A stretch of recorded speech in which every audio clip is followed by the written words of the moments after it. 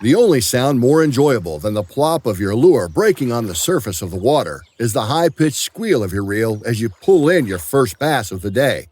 To help ensure the first catch on your line is a fish, try the SB57 by Bill Lewis, the creators of Rattle Trap. The SB57 features a wide coffin-shaped bill that enables the bait to easily drive through brush, stumps, rocks, and more. Plus, its computer chip construction gives it that tight wiggle you and your next bass are looking for. The SB57 is Mark Daniels Jr.'s signature lure and is available at Hook Outdoors Tackle Shop, located on Cave Run Lake, or rattletrap.com.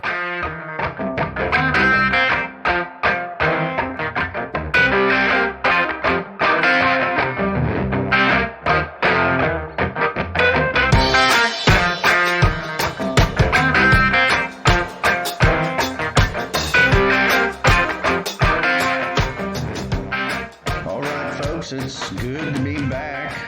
This is Dan Hook from Hook Outdoors, and this is our first podcast of the upcoming season here for the week of March 1st. We've had a bit of a layoff due to the weather we've had.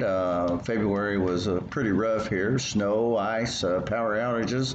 Now we're just coming out of all this rain and flooding here, and me and Evan are going to talk a little fishing today and give everybody an update on what's going on here at Cave Run and what we kindly think will happen and what to look forward to here, at least in the near term anyway.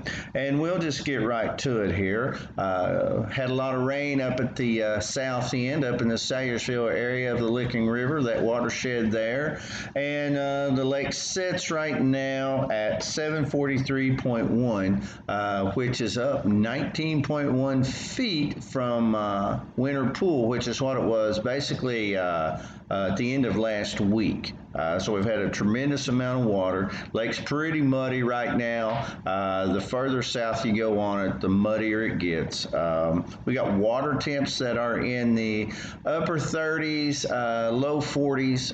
You take sunny days like this, the warmer the daytime temperatures are, I would imagine that you'll find some pretty decent warm water out there up in the evenings and everything. But we're getting in for the next few days here anyway. We're supposed to have some pretty cool nights, temps in the low to mid 20s, so it's going to be hard for the lake to heat up, at least for the near term anyway. But it looks like a week or so out, where the weather pattern's starting to change, and I think we'll get into a warmer cycle here. As I said, the lake sits at 743.1 with an outflow of 171 CFS, which is basically you could wade across a spillway and probably not get your knees wet, I would imagine. And the reason for that is there's a lot of flooding downstream, and they're trying to let all that clear out and run out before they open up the lake. Now, I look for them whenever they get the go ahead to do that. They will open it up, and when they do, this lake can drop as much as 8 or 10 inches in a day's time. So the fishing here, the crappie are deep right now. They were doing really well on them before all this rain and all this dirty water came in, but the lake has shot up, so it's going to be kind of tough out there. But I would imagine that if you're patient and got a few areas kind of picked out, you can still find them. Catfish just pretty much been non-existent, with the cold weather and everything. There were a decent amount of fish being caught in the spillway, along with a crappie as far as that goes. And I would imagine that's probably still going to keep up, especially when they open the spillway up. You can fish down there at the lower end and a couple of the little eddies and that sort of thing, and still catch a reasonable amount of fish. The muskie, there just hasn't been a whole lot of people out. Up until just a few weeks ago, it was pretty much just a live bait deal with the suckers and so forth. But we're moving into spring here.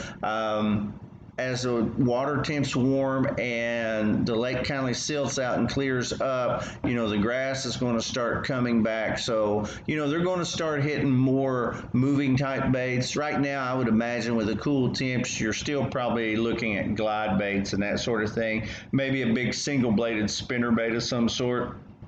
But now more toward the end of the month, you're going to start moving into your big rattle bait bites, like your 3/4 and 1 ounce rattle traps and that sort of thing. They're not hardly there yet, but that bite's just around the corner. And I'm glad that Evan's back in action now. He's fished a tournament here this past weekend down on Lake Cumberland. He's got another one coming up here on Dale Hollow, so he's going to try to give you at least his best idea of what you can do if you're going to come to Cave Run in the near future. And then we're going to kindly break down what happened this past weekend at Lake Cumberland and talk a little bit about what he had going on, what he's got going on down on Dale Hollow. So Evan, what do you got for us today? Yeah, so as Dan said, the water temperatures, they're cold, but it's the second day of March now, and the water temperatures now they're going to start rising consistently, should anyways, about every week. We're in the upper 30s right now, but a few days, a week around 60, 70 degrees. It won't take it long for the water temperatures to rise. So, we're anticipating a really good spring coming here in about the next 2 or 3 weeks. But, the same fish that you'll catch in 2 or 3 weeks are still in the lake right now. So, like I said, we've had so much rain and flooding and all that stuff. The waters came up, somewhere around like 15 feet in the past few days, something ridiculous like that. So the water's, up in the bushes, it's up in the parking lots over ramps like Warwick's and Clay Lick and things like that. But, what them fish will do that I've seen, when people normally think of, flipping bushes and things like that, they think of, April, May, things like that. But fish are still geared to, rise kind of with the water. So I'm expecting, I haven't been out there to try it, but, I'm expecting there to still be a few fish, moving up with the water. So you could get on a few fish flipping bushes. It's going to be tough, but them same fish are in there. So if they rise with the water, like I think they might, you're going to catch them, flipping bushes with like a creature bait on a Texas rig. You can flip like a black and blue jig where the water's so muddy, and you can maybe even catch a few fish on like a slow rolling spinner bait, maybe with a big double Colorado blades on it or something like that. So there's still fish to be caught on Cave Run. It's just going to be a little bit tough, but here in the next 2-3 weeks, when the water temperatures start, rising up, getting, normal, low 50s, maybe even gracing 60, that's when the fish will start really eating. So, like Dan said, I've had a busy couple weeks, and, here to come, fishing tournament season's really just now starting. I'm leaving Thursday morning at about 3:30, heading to Dale Hollow to fish my first BFL as a boater. So, I'm pumped up for that. Mm-hmm. And, the water down there, they had, as much or more rain than we did. There's still the water on Dale Hollow is, rising every day, and in the past 3 days, it hasn't rose, as much as Cave Run has, but, it still rose around 6 or 7 feet in the past 3 days, which, is still a significant change on those fish. So I'm expecting it to be really good. The water temperature down there on those lakes, it stays warmer all winter long, so that's going to be a big help. Mm-hmm. Plus two, even where it's only about 3.5 hours south of here, there's still, a pretty significant difference in the temperatures, as far as like a normal temperature. So, they're giving, low 60s, mid 60s about every day with some sun this week. So that should, really warm up the water. I'm expecting when I get down there to maybe see some water temperatures around 50, 51. Mm-hmm. If we can, that'll help. But, even if it doesn't get, hardly to the 50, I've still caught them decent on a lake like that in, upper 40s, around 48, 47, 49, in that ballpark. So I'm expecting it to still be a pretty good tournament. All them guys in the BFLs, they catch them every year. They're good. They've got those lakes figured out. So I'm gonna have my work cut out for me, but I'm ready to get down there and practice and see what I can put together. What are you expecting to throw this weekend? Anytime in the spring when you have rising water levels and you have some dirty water, you can always expect a big spinnerbait to play. Anything like a chartreuse and white, mm-hmm. or a coleslaw color or something, mm-hmm. like that. Mm-hmm. That's always a really good color. And I picked up a few spinnerbaits from here the other day. War Eagles that had a red Colorado kicker on them. That kind of took the industry by storm. About 2 years ago, we seen that kind of come out, and that was really good on lakes like Grand and famous spinnerbait lakes like that on FLW tours and the Elite Series and things like that. So people started throwing them, and it kind of became a hot topic. Seeing just that little bit of a difference with the red Colorado blade. So that's just kind of one difference that I like about it.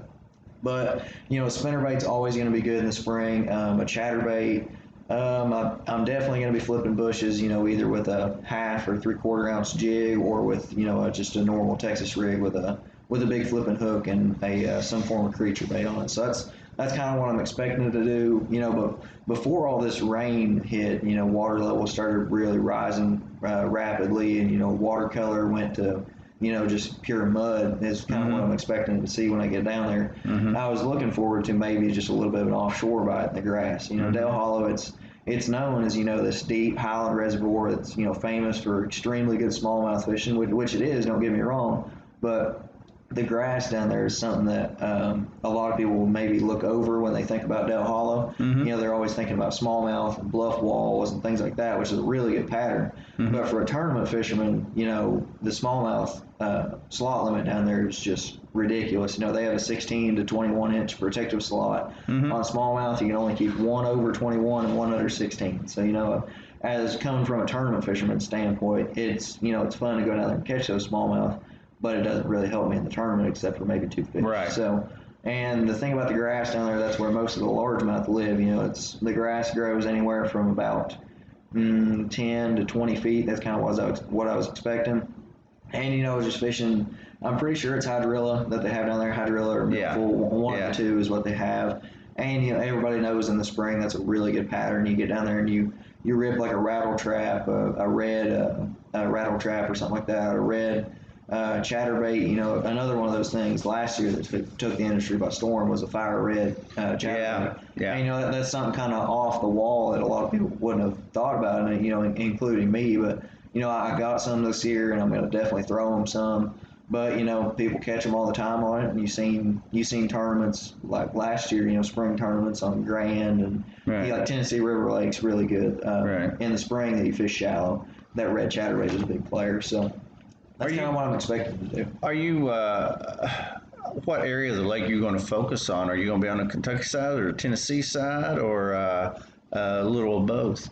The thing about Dale Hollow is it's known to be mainly in Tennessee. About roughly a quarter of it is probably in Kentucky. Right. So, creeks like Illwell Creek, part of Wolf River, part of Sulphur Creek, those are about the only places in Dale Hollow Lake. They're actually all the way in Kentucky. I think Illwell Creek's the only creek on the lake that is 100% in Kentucky. But the rest of it, Wolf River and Sulphur, they have parts of it that are in Kentucky. So, which they're all really good creeks. They're all shallow. They got good grass and things like that. And, they're always good creeks down there, especially for the largemouth. So I don't expect myself to be in the lower half of the lake at all, down towards the dam. Right. That's where, the notorious, really, like the good smallmouth fishing is. So as much as I like catching smallmouth and things like that, I'm going to avoid that part of the lake this week because I know that if I do get on the smallmouth down there, it's a huge gamble. Yeah. And, even in the upper end of the lake, in like Wolf River, Obie River, things like that, the smallmouth still live there, but they're not they're not as good of a percentage as the largemouth are up there. So I'm expecting them to stay, Iron Creek is about halfway down the lake. That's as far as I'm going to allow myself to go and practice because I know that if I try to open the whole lake up to myself, I know that it's just going to be overwhelming. It's going to be too much water to try to figure out. So just looking at Navionics and Google Earth and things like that, I've kind of figured out to just kind of slice the lake in half. I know that it sets up good. It sets up better for largemouth fishing in the spring, the upper half of the lake. And those are creeks including like Iron Creek is in that mix, Sulphur, Illwell, Wolf River, Obie River, and there's another creek right across from Star Point Marina, which is actually where the tournament's taken out of. I can't remember the name of it. But it's still a significant, a large part of the lake. So that's what I'm going to limit myself to, and that's, I'm going to stick to it. I'm going to try and figure out that half of the lake this week. Well, now you were talking, or we were talking earlier. Those Skeeter guys had their tournament there this past weekend, and they kind of hammered them pretty good, didn't they? Yeah, they caught them real good. I think it took almost 19 pounds. Was that mostly largemouth? It was, yep, it was all largemouth. That's in a tournament scenario down there. It's basically all the time largemouth that are winning tournaments. You see guys, factoring in, a couple smallmouth into their bag, but most of the tournament winning bags are largemouth. But the only thing about last weekend was the water was it was on the rise, but it wasn't hardly to where it is now. So, right. What those guys done last week, they might have caught them on a swim bait or something like that out deep, where that water was still pretty clear. It wasn't terribly muddy yet, so they could have still caught them fish offshore or done anything like that. Right. So I'm kind of expecting this week with the really muddy water, and it's blown out most of the lake. The water's rose about 7 feet, like I said. So I think that offshore bite will be just about cut off, which honestly will probably help the tournament, because it will help most guys anyways, because a lot of the times the guys who win are the ones out there in that grass, and they're ripping a trap through it. They've got those secret holes and things like that they know of, and they just have history there. But I think that's going to cut those out. So honestly, I think weights will still be huge. It'll still take 20 pounds to win, and it'll take, I'm gonna guess, around 12 pounds to cut a check in that tournament. But I've seen some tournaments on Dale Hollow. Just looking at past weights, in one tournament, I think it was 2 years ago, it took 5 pounds or something like that to cut a check, which is ridiculous. Honestly, I'm not sure what happened to that tournament. It could have been anything. It could have been a tornado or something roll through at the time of the tournament. Yeah. But and then other times I've seen it where guys will catch 15 pounds and they get rushed off the stage. Like they caught them so good, and then 15 pounds doesn't even get snipped. Don't even get anywhere. Yeah. Right. Yeah. Now you're going as a boater, and that's why a lot of these level tournaments are. You have your boater, non-boater. I'm assuming you have someone signed up as far as like because if you take a non-boater with you, then you're guaranteed a spot. To fish and everything, so you've already got all that set up then. Right, yeah, that's the way the BFLs work. You sign up with a co-angler. You're not fishing with that co-angler, because what happens is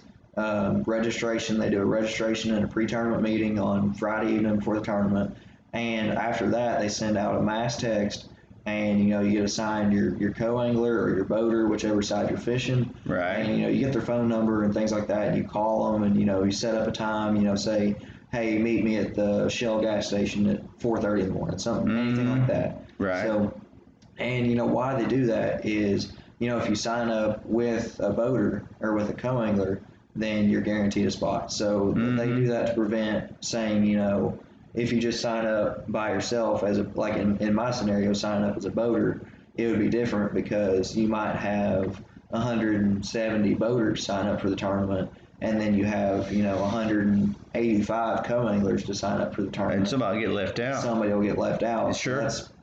And there are still people who sign up solo, and most of the time I think in those tournaments they get a spot. I think sometimes it's a pretty good gamble, though. Yeah, it is. I mean, if you're from even no farther away than here, I mean, you drag a boat 3 hours or so to show up, and then but just by luck of the draw, you don't have anyone to fish with. That's kind of a downer, really. It is. It is really, especially for a co-angler. Going and they figure out, I don't have nobody to go fishing with, and then they don't have a boat, so they can't just go fishing. I guess if it happened to a boater, you could say, well, I guess that's my luck, but I'll just go fishing anyways. You just go out and get fun fishing. But if you're a co-angler and you're there and don't have your boat with you, then you're kind of up against it, as they say.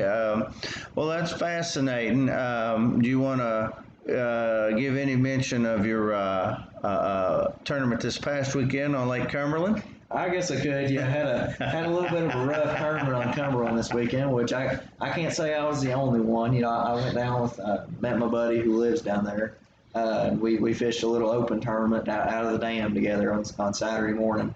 And I mean, it wasn't no just random tournament. There was guys down there that he knew and he talked about. Like a bunch of the local hammers down there that was notorious for catching them really good and things like that. We went out and everything set up perfect. Right. Oh, yeah. We walked out that morning at 4:30 in the morning, and I was wearing a t-shirt. I mean, it was warm. It was nice. It was 60 degrees down there at 4 in the morning. Yeah. So I figured that we was just going to go blast on them. I mean, catch them. And, the night before there was rain and the run-ins down there. If you don't know. You in your mind, you was probably already culling 5-pounders. I was already culling. Before we got to the boat ramp in my mind. But, everything set up perfect. We had rain the night before the run-ins, which is a really good pattern down there. Oh, yeah. They were running in good, the backs. And it's warm water running in. And fish ought to have been just crazy. Right, and the backs of the creeks, they were 2 degrees warmer than the main lake, which, just set it off to me. I was thinking, well, if I was a fish, you'd be stupid, especially a largemouth down there. Yeah. You'd be stupid for living on the main lake in 43 degree water when you can go into the back of the creek and live in 46 degree water with fresh oxygen running. Water. Yeah. It just set up perfect. We went out and after about the first 4 hours, we didn't get a bite. I mean, didn't get a sniff. Man, he was texting all his buddies, and they were saying the same thing. We ain't got nothing. We were all confused, like what's going on here. And we got back to the weigh-in. We blanked, and we got back to the weigh-in. And out of 20 boats, there was 8 fish weighed in. Was there any even big fish? It took 8 pounds from him. On Lake Cumberland, that is almost unheard of. I have never heard of a tournament to be won on Lake Cumberland with less than 10 pounds. And even that's humbling. Even the day after the tournament, there was a big old USA Bassin, which is a huge organization down there. Yeah. Like 50, 60 boats in a tournament down there on Cumberland. And it took 8 pounds to win in that tournament too, the day after. Yeah, and they usually have a big group. Yeah, they always have a good turnout with the USA Bassin down there. But it was just a weird experience. That's definitely one of, if not the most confused I've ever been coming off. Yeah, that's not your typical cave run, or I mean, that's not that's more typical cave run than it is Lake Cumberland. Right. Yeah. I think looking back at it, I kind of thought about it midday with kind of maybe trying to figure out a reason why those fish wasn't back there. Yeah. Is I thought that maybe we hit it 2 or 3 days early. Yeah. Because those fish, if they're on the main lake, they're not going to know that immediately as soon as it starts raining. Sure. They're not going to know that water is 3 degrees warmer in the back of the creek. Yeah, if that rain would have came in Wednesday evening, and then you just showed up Saturday to fish a tournament, you probably would have smoked them. But they just didn't. I would imagine probably by. Well, that was Saturday. Probably by yesterday morning. Right. Maybe even this morning with all the rain we've had. Right. Could have probably just killed them. Probably, and that's kind of what that's what I'm banking on Dale Hollow too. Is Dale, it sets up. It's a highland reservoir. It's a little bit different than Cumberland in the way of you don't have as many straight up and down bluff walls and rock walls and things like that until you get down to the very lower end of the lake around the dam. That's really the only place you have that. Right. But up towards, like I said earlier, Sulphur Creek, Illwell Creek, Wolf River, places like that, it sets up more like a shallow fishery. So that's kind of what I'm banking on. You still have the run-ins, which is something I'm thinking could be a good factor up there.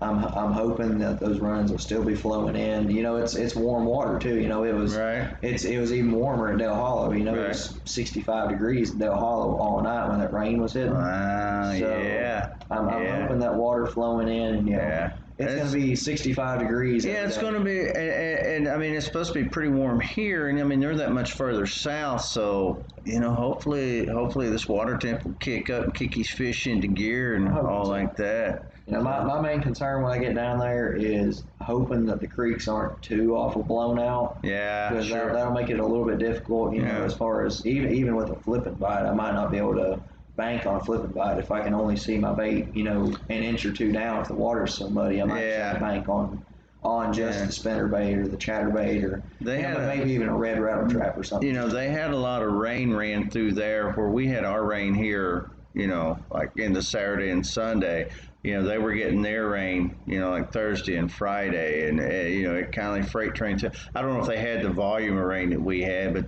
they had enough. Yeah, they had enough to change it. And, that's kind of the thing I'm banking on. You have those guys that cracked on them last weekend. Had 18, 19 pounds in that tournament.